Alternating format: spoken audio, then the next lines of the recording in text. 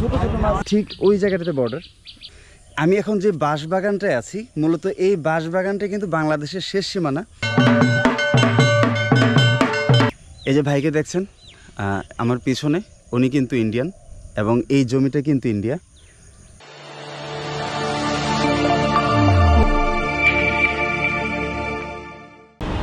এখন বাজে সকাল 6টা। আমি এবং আমার ফ্রেন্ড সুমন, আসসালামু আলাইকুম, আমরা বের হয়ে গেছি এখানকার বর্ডার অবজার্ভ করার জন্য, এক্সপ্লোর করার জন্য, যে বর্ডারে যাওয়ার পর আমরা সেখানে আসলে কী কী দেখতে পাই, ইন্ডিয়ান কারোর সাথে কথা বলতে পারি কিনা, সবটাই আজকে অবজার্ভ করতে চলেছি।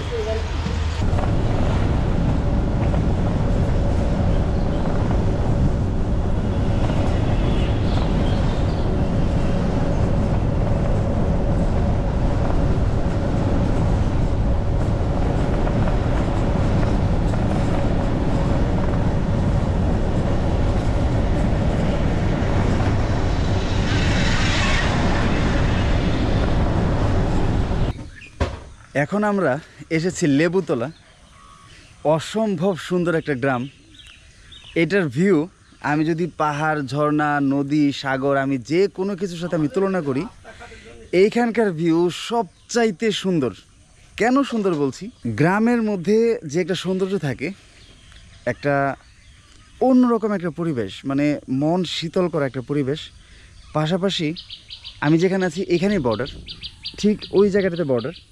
এই যে তিনটা গাছ দেখতে পাচ্ছেন, খেজুর গাছ, এই তিনটার সাথেই বর্ডার। আমরা জাস্ট কিছুক্ষণের মধ্যে এখানে যাব এবং চেষ্টা করব সেখানে ইন্ডিয়াতে যারা আছেন, ওই যে ইন্ডিয়াতে কিন্তু ওই যে সাইকেল চালিয়ে যাচ্ছে, এখান থেকে দেখতে পাচ্ছি। তো আমরা কিছুক্ষণের মধ্যে চেষ্টা করব ওই পাশে কারোর সাথে কথা বলার, কিংবা ওইখানে ঘর বাড়ি আছে কিনা।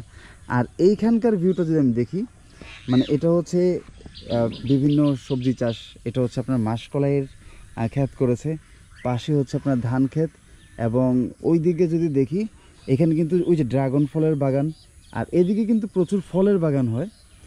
আর এমন একটা সকাল বা হালকা হালকা শীত পড়ছে এদিকে, ওইদিকে এখনও কুয়াশায় ঢাকা। এই যে এগুলো কিন্তু কুয়াশা এখনও ঢাকা। আমরা যখন এসেছি তখন কিন্তু কিছুটা ঠান্ডা অনুভব হয়েছে, শীতের একটা আমেজ অলরেডি কাজ করছে। তো আজকের সকালটা আসলে অসাধারণ একটা সকাল শুরু হয়েছে আমাদের। আর এই গ্রামের সৌন্দর্যের ব্যাপারে আসলে বর্ণনা করা খুব কঠিন, মানে গ্রামীণ যে পরিবেশটা, এই পরিবেশটা অসাধারণ। এটা কিন্তু একটা দোকানঘর এবং এখানে আমরা চা খেতে এসেছি। কাকা, এই গ্রামের নাম কি? লেবুতলা। লেবুতলা। এখানে কি বাইরে থেকে মানুষ আসে? দুই একজন বেড়াতে আসে বর্ডার দেখার জন্য। এখানে কি বর্ডারের ওই পাশে কারোর সাথে কথাবার্তা বলা যায়? বাড়ি ঘর আছে? কথা বলা যায় না। আর এখানে বিজিবি যারা আছে তাদেরকে বললে কি তারা দেখাবে? দেখাবে ওই এলাকা নিজের এরিয়ার ভিতরে, বাইরে কি ভারতের ভিতর পা দিতে দেবে না। ও আচ্ছা, ঠিক আছে, বুঝলেন। এখানে একদিকে ঘুঘু পাখি ডাকছে, অন্যদিকে মুরগ, হাঁস, মানে গ্রামের যে একটা পরিবেশ, আমরা কিন্তু ঘুঘু পাখি এখানে দেখতে পাচ্ছি। এখন কিন্তু আমরা মোটামুটি ইন্ডিয়াতে দাঁড়ানো। ভাই, একটু কথা বলা যাবে আপনার সাথে? কথা বলা যাবে না, আপনার জাস্ট চলে আসেন। ও আচ্ছা। তো এখন এই যে ভাইকে দেখছেন আমার পিছনে, উনি কিন্তু ইন্ডিয়ান এবং এই জমিটা কিন্তু ইন্ডিয়া। আর এখন আমরা মানে সীমান্তে আছি এবং এই জমিটাও কিন্তু ইন্ডিয়ার এবং ওই ভাই কিন্তু ইন্ডিয়ান। তো ওনার সাথে আমি কথা বলতে চাইলাম, তো উনি বললো যে কথা বলা যাবে না, কারণ হচ্ছে এখানে বিএসএফ আছে। তো বিএসএফের জন্য উনি কিন্তু কারোর সাথে কথা বলবে না বা বলতে যাবে না, বা বিএসএফ যদি ওনাকে দেখে কথা বলতে, এটা ওনার জন্য প্রবলেম হবে। দ্যাটস ওয়াই উনি কিন্তু আমাদের সাথে কথা বলতে পারেনি। বা এখানে আমরা যাকে নিয়ে এসেছি উনিও কিন্তু আমাদেরকে অ্যালার্ট করছে যে এখানে এগুলো করা যাবে না, এবং ক্যামেরাটা আমরা কিন্তু পারমিশন পাইনি, জাস্ট লুকিয়ে ইউজ করার কারণে আমরা সম্পূর্ণটা কিন্তু দেখাতে পারছি না। এইখানে আমাদের বাংলাদেশের কিছু সিকিউরিটি আছে, ইন্ডিয়ান কিছু সিকিউরিটি আছে। তো এইখানে আমাদের সবটাই মেনটেন করতে হচ্ছে। কিন্তু আমি এখন যে বাঁশবাগানটায় আছি, মূলত এই বাঁশবাগানটা কিন্তু বাংলাদেশের শেষ সীমানা।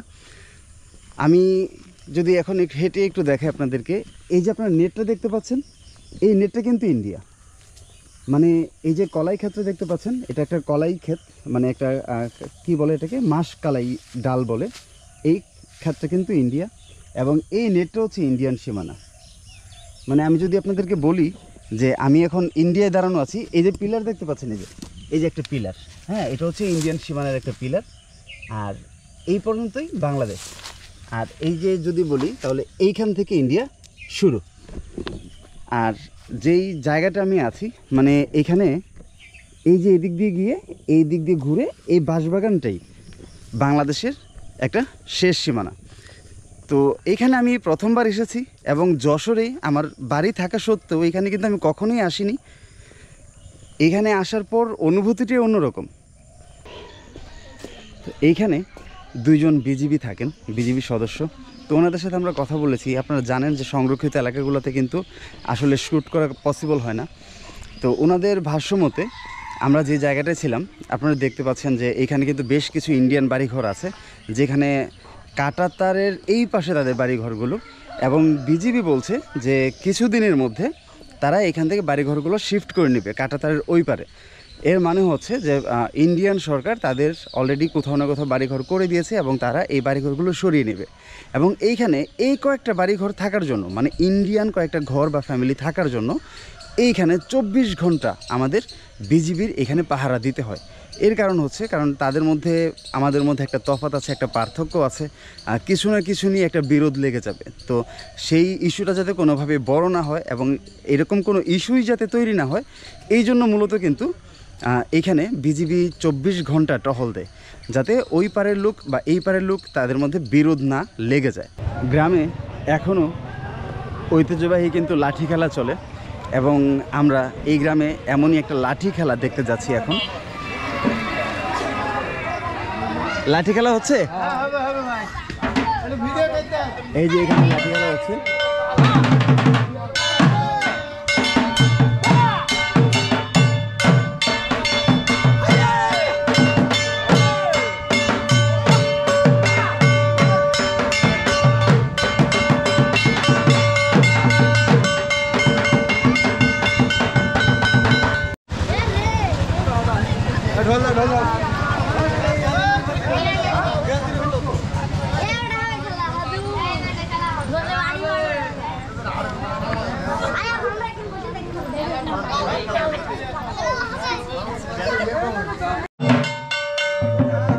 খালি কয়েক নিয়ে থাবা থাবা দিয়ে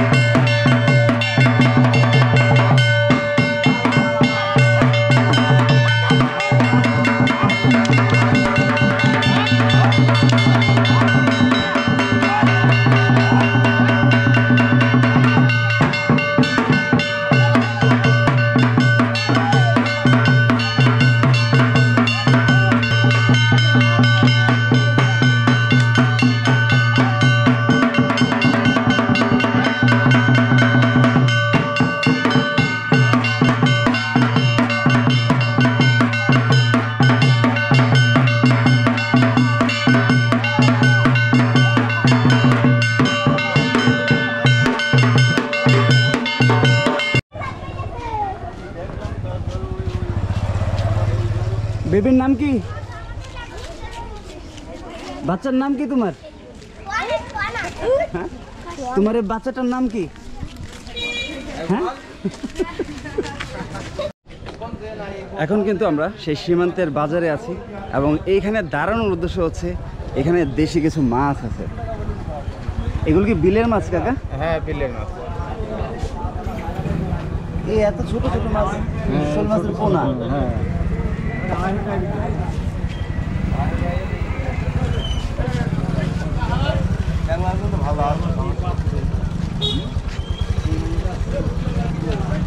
তো আজকে আমরা এখানে এসেছিলাম, যদিও আমরা প্রপারলি আপনাদেরকে কিন্তু ভিডিওতে দেখাতে পারিনি, কিন্তু তারপরেও এখানে যদি কখনো আপনারা আসেন, এখানে আসার সিস্টেমটা হচ্ছে আমরা মহেশপুর থেকে সকালবেলা কিন্তু ইজি বাইক রিজার্ভ করে এখানে এসেছি এবং আমাদের 200 টাকা ভাড়া খরচ হয়েছে।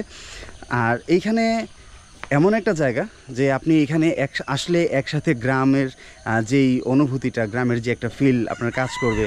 পাশাপাশি আপনি শুনতে পাচ্ছেন মোরগ ডাকছে, হাঁস ডাকে, এখানে ঘুঘু পাখি ডাকে, বিভিন্ন পাখি আছে। গ্রামীণ যে পরিবেশটা অসাধারণ একটা পরিবেশ, মানে সব কিছু মিলিয়ে আপনি এখানে আসতে পারেন, দেখতে পারেন, একটা অন্যরকম অনুভূতি আপনি কিন্তু নিয়ে যেতে পারেন। তো আজকের ভিডিও আমরা এখানেই শেষ করব এবং আমাদের পরবর্তী ভিডিওটা হবে ঝিনাইদহের বিশেষ কিছু জায়গা নিয়ে, বিশেষ কিছু মানুষ নিয়ে, যেগুলো অলরেডি বিশেষ কিছু বৈশিষ্ট্য তৈরি করেছে।